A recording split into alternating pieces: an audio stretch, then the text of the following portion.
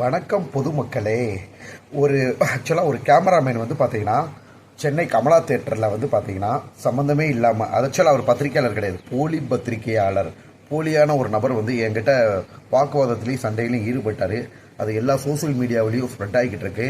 இதில் கமெண்ட் செக்ஷனில் வந்து பார்த்தீங்கன்னா நிறைய பேர் வந்து பார்த்தீங்கன்னா அந்த கேமராமேனுக்கு, அதாவது போலி பத்திரிகையாளருக்கு வந்து சப்போர்ட் பண்ணி போட்டிருக்காங்க. ஸோ இது வந்து நேற்று என்கிட்ட ஒரு தம்பி வந்து கேட்டார், அண்ணா என்னன்னா உங்களுக்கு பாசிட்டிவ் கமெண்ட்டே வரல, எல்லாமே உங்களுக்கு நெகட்டிவ் கமெண்ட்டாக போட்டுக்கிட்டு இருக்காங்க, அதுக்கு என்ன காரணம்னு அந்த தம்பிக்கு விளக்கம் கொடுத்ததை எல்லாருக்கும் விளக்கம் கொடுக்க ஆசைப்பட்றேன். நல்லா தெரிஞ்சுக்கோங்க பொதுமக்களே. நான் கிட்டத்தட்ட வந்து பார்த்தீங்கன்னா ரொம்ப ஃபெமிலியர் பர்சன், ஓகேங்களா. அளவுகட்ட படத்தில், ஆக்சுவலாக 5 படத்தில் தான் நடிச்சிருக்கேன். 50 படத்தில் நடிச்சவங்களுக்கு உண்டான ஒரு பப்ளிசிட்டி எனக்கு கிடச்சிருச்சு.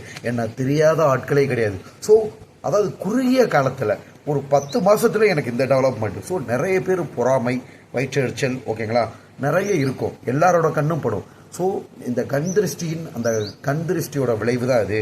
எனக்கு நிறைய பேர் சப்போர்ட் பண்ணுறவங்க, கீழே இறங்கி கமெண்ட் பண்ணுறவங்களாம் வந்து பார்த்தீங்கன்னா ரொம்ப வந்து மட்டமான நபர்கள், ஓகேங்களா.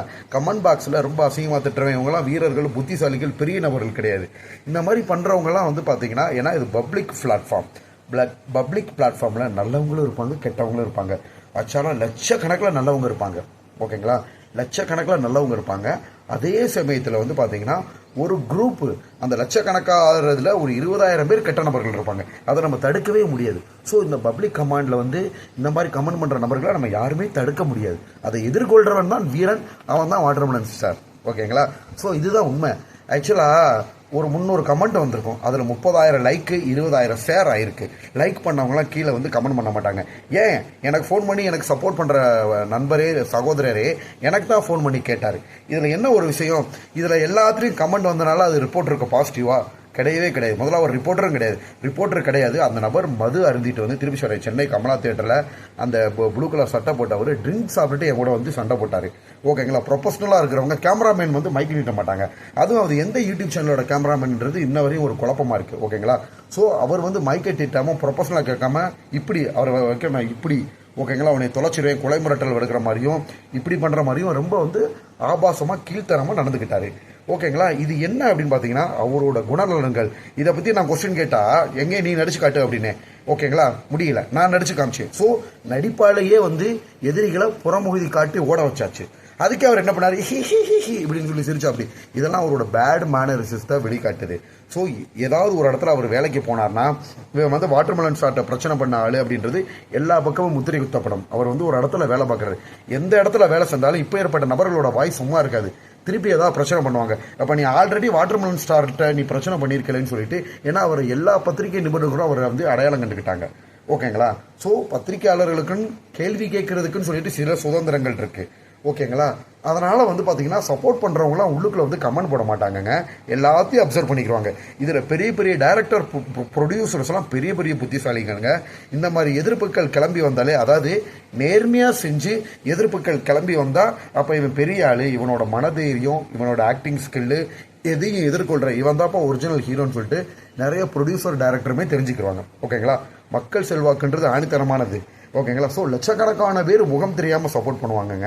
அவங்கெல்லாம் வந்து கமெண்ட் பாக்ஸில் கீழ்த்தரமாக வந்து கமெண்ட் பண்ணிக்கிட்டு இருக்க மாட்டாங்க, ஓகேங்களா. ஸோ பொறாமை, வைத்தறிச்சல் உள்ளவங்க மட்டும்தான் உள்ளுக்குள்ளே கமெண்ட் பண்ணுவாங்க. அதாவது அவங்களாம் நல்ல நபர்களாக இருக்க மாட்டாங்க. அது வந்து இயற்கை, அதை நம்ம தடுத்து நிப்பாட்டவும் முடியாது, ஓகேங்களா. திருப்பி சொல்ல வரேன், நம்ம மக்கள் என்ன பண்ணுறாங்க, லட்சக்கணக்கில் லைக் விழுந்திருக்கும், அதை பார்க்க மாட்டாங்க. அதே மாதிரி அந்த பிரச்சனையோட தன்மையை யாருமே நோக்கூடல. ஒரு இடத்துல கூட வாட்டர்மெலன் ஸ்டார் நீ வா போன்னு உரிமையில் பேசல, அவர் தான் உரிமையில் பேசுகிறாரு, ஓகேங்களா. ஸோ உரிமையில் பேசுகிறவனை பாராட்டி கீழே கமெண்ட் பண்ணாங்கன்னா அவங்க கண்டிப்பாக வைத்தறிச்சலோட அவங்களால அந்த டெவலப்மெண்ட் ஆக முடியல. ஆக்சுவலாக இந்த மாதிரி கமெண்ட் பண்ணுறவங்கள நான் சொல்லிக்கிட்டு இருக்கேன், அடுத்தவங்கள பார்த்து வளர்ச்சி அடைகிறத பார்த்து பொறாமை பற்றி கமெண்ட் பண்ணி கண்டிப்பாக அவங்க டெவலப் ஆக போகிறதில்ல. அவங்க திறமைகள் காமிச்சு அவங்களுக்குன்னு ஒரு திறமை கொடுத்துருப்பாங்க கடவுள், ஓகேங்களா. நான் ஒன்றும் ஒரு பெரிய பிடி உஷா மாதிரி பெரிய நான் வந்து அத்லெட்னு சொல்லலை, ஏன்னா எனக்கு அந்த திறமை கிடையாது, நான் அத்லெட் கிடையாது, ஓகேங்களா. ஸோ என்னோட திறமை நடிப்பு திறமை, அதில் நான் ஸ்ட்ராங்காக இருந்து காமிச்சேன். கடவுள் கலைத்தா எனக்கு வந்து பார்த்தீங்கன்னா ஆசீர்வாதம் கொடுத்தாங்க, நான் அந்த லெவல் வந்தேன். இதுதானே நான் பண்ணேன். அந்த பேட் கமெண்ட் போன்ற சகோதரர்களுக்கு வந்து பார்த்தீங்கன்னா பேசிக்காக நான் ஒரு மருத்துவர். ஆக்சுவலாக அவங்களுக்கு ஒரிஜினாலிட்டி ஆஃப் லைஃப் தெரியல. எத்தனையோ பேர் படுத்த படுக்கையாகி, நான் நிறைய பேர் சிகிச்சை அளிச்சிருக்கேங்க. அவங்க நிறைய பேர் வந்து பார்த்தீங்கன்னா அவங்க பெரிய பெரிய ரவுடிகளாக இருக்கலாம், இல்லை பெரிய அந்தஸ்தில் உள்ளவங்களாக இருக்கலாம், எவ்வளோ பெரிய ஆட்களாக இருந்தாலும் சிகிச்சை படுத்த படுக்கையாக இருந்து யூரின் மோஷன் பெட்டில் போகும், ஓகேங்களா. அவங்கள பழைய நிலைமைக்கு எந்திரிச்சு நடக்க வைக்கிறது இந்த மருத்துவர், பிசியோதெரபிஸ்ட். ஏன் ஒரு மருத்துவருக்கு இந்த திறமைகள் இருக்கக்கூடாதா, நடிப்பு திறமை நான் கேட்க வரேன்.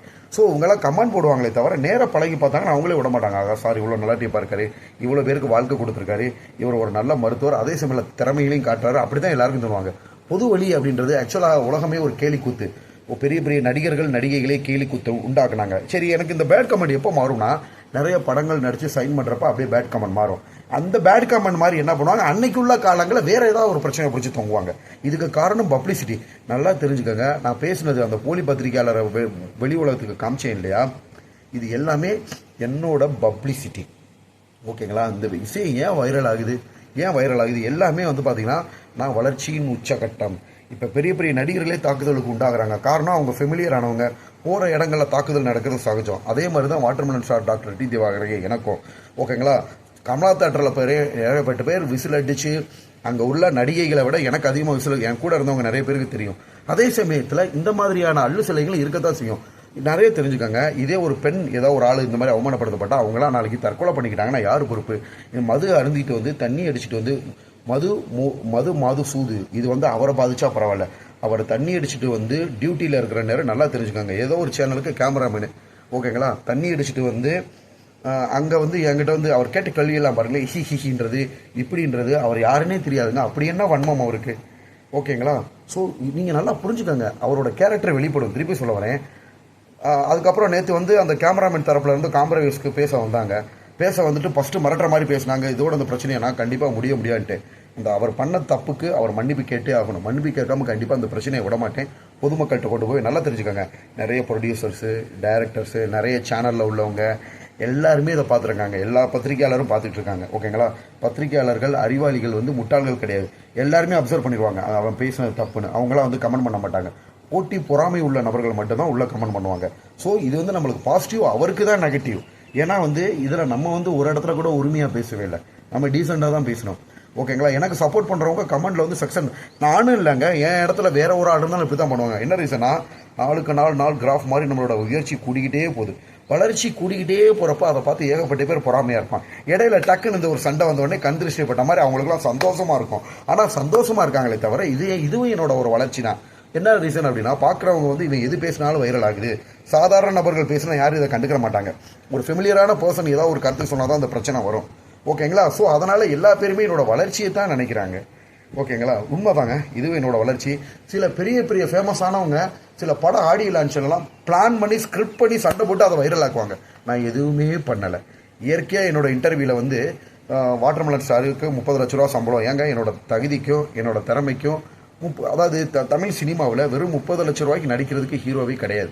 ஓகேங்களா? நான் வந்து தமிழ் சினிமாவில் ஒரு ஹீரோவாக 30 லட்ச ரூபா, அதுக்கு நான் வந்து பயங்கரமாக ஹார்ட் ஒர்க் பண்ணுவேங்க. மக்கள் மத்தியில் அந்த படம் பேசப்படும். என் தகுதிக்கு என் திறமைக்கு நான் 30 லட்ச ரூபா தமிழ் சினிமாவில் ஃபிக்ஸ் பண்ணது இதுவே கம்மி. இது ஏன் அதாவது அந்த கேமராமேனுக்கு, அந்த போலி பத்திரிகையாளருக்கு வைத்தறிச்சலாக இருக்குது. அவர் வாழ்க்கையை முன்னேறணும், அவர் டெவலப் ஆகணும். நல்லா தெரிஞ்சுக்கோங்க, அவர் இப்படி பேசுனது வேறு எந்த சேனலில் வேலைக்கு போனாலும் இவர் அடையாளம் கண்டுக்குருவாங்க. ஓகேங்களா? இந்த மாதிரி நபர் வந்து ஏன்ட்ட மட்டும் இல்லை, அடுத்து யார்ட்டையாவது மிஸ்பிஹேவ் பண்ணாலும் ஒரு பெரிய விஷயம். தொழிலுங்க, 3 வேளை நம்ம சாப்பிட்றது நான் பார்க்குற வேலை. ஓகேங்களா? அப்போ அந்த வேலையில் வந்து பயபக்தியாக இருப்போம். இந்த போலி பத்திரிகையாளர் வந்து பார்த்தீங்கன்னா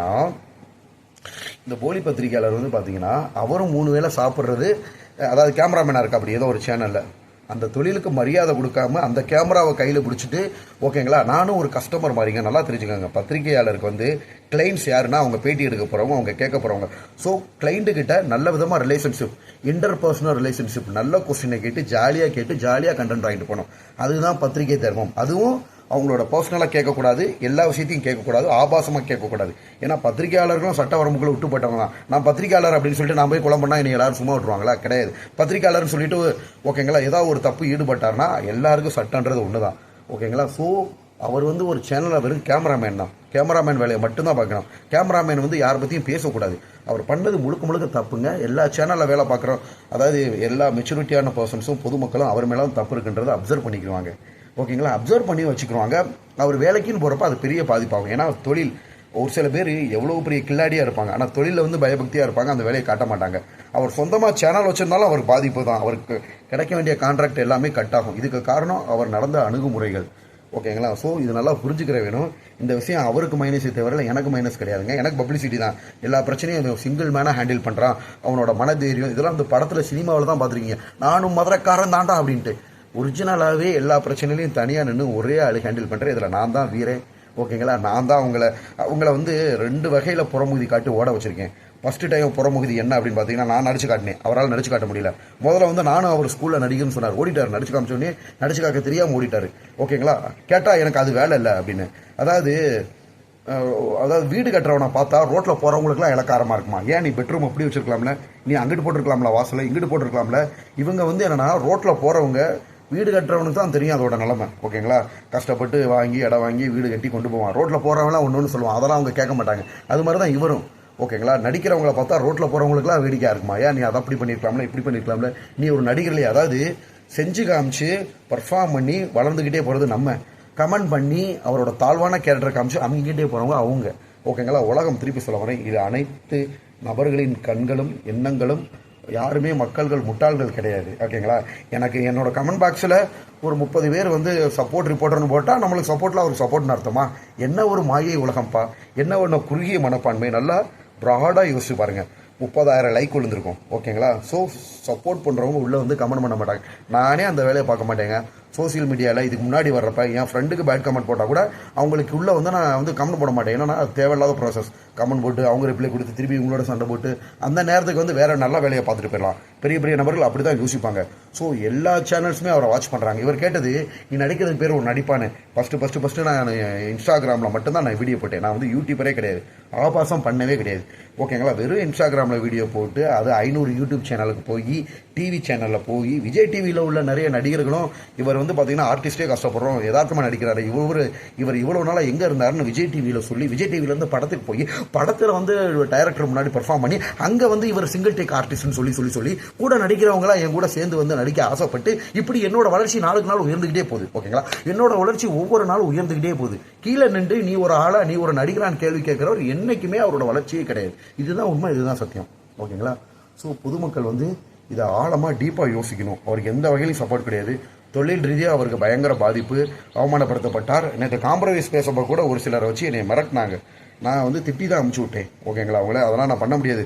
ஒரே வழி அந்த பத்திரிகை நிபுணர், அதாவது அந்த கேமரா வந்து போலி பத்திரிகையாளர் தப்பு தானே பண்ணார். அவர் பண்ணது தப்புன்னு மனம் வருந்தி அவர் வந்து வீடியோ போடட்டும், அந்த மன்னிப்பு கேட்கட்டும். நம்ம ஆட்டோமேட்டிக்காக அதை ஸ்டாப் பண்ணுவோம். அது வரைக்கும் பொதுமக்கள் மத்தியில் அந்த விஷயம் போய்கிட்டே தான் இருக்குது. நன்றி, வணக்கம்.